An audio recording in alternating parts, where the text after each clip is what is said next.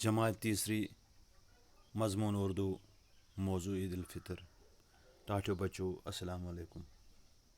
बच्चों तुम सारी करियो पनी पनी उर्दू किताब सफ़ नंबर 50।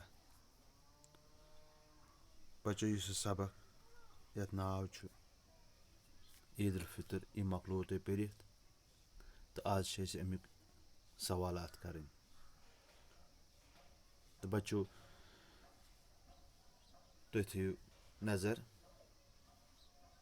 पन्ने पन्ने किताब कुन। बच्चों ये लिखित मुख्तसर जवाब लिखिए, मुख्तसर जवाब लिखिए।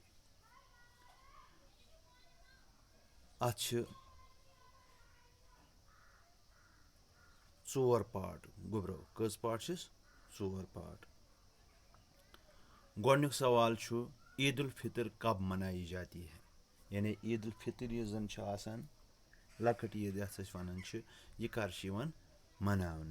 यह तुम पई ये रमजान रोज दरन सह रेत दरन चाहे सह 29 या चाहे 30 या पे ब्याह रेतुक शुवाल यन ये काल चंदर वुचान शुवालुक चांद दपन हसा वुच तो बे दो ईद मनावन छना गुब्रो।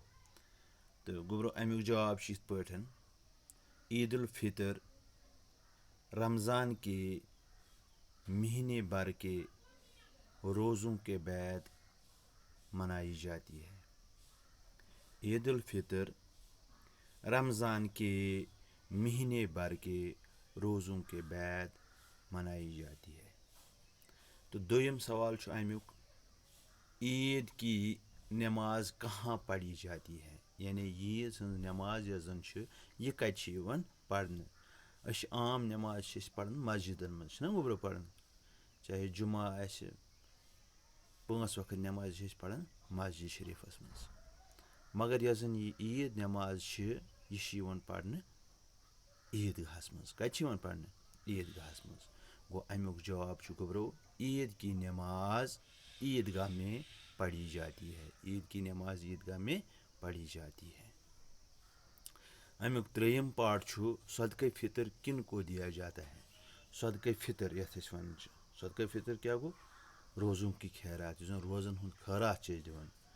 रमज़ान का सदका यथ वन यह कमन दिवन, यह कमन दिवन। गो अमुक जवाब गुब्रो सदक़े फितर गरीबों और मोहताजों को दिया जाता है। यह दिन गरीबन मिस्किनन मोहताजन ताकि तिम त गन तिम तन कह चीज़ तिम त गन ईद मज शरीक। ईद नमाज ब्रोट ब्रोट दिन। तो अमुक आखिरी सवाल 4 सवाल ईदी क्या होती है, यस ईदी यह क्या ईदी क्या ईदी सह पोस युस बचन वचन मज दिवन यथ वन ईदियान। या ईज वन ईद नमाज पढ़ने शुर दिव सा ईज खर्च, दिव सा ईज खर्च।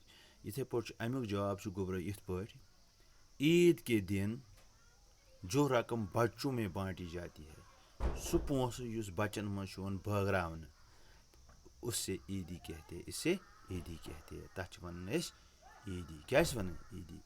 ईद के दिन जो रकम बच्चों में बांटी जाती है इसे ईदी कहते हैं। तो ठीक है बच्चों यम अमिक सवाल अत 4 पार्ट यम कर तो बाकी सवाल कर पगह।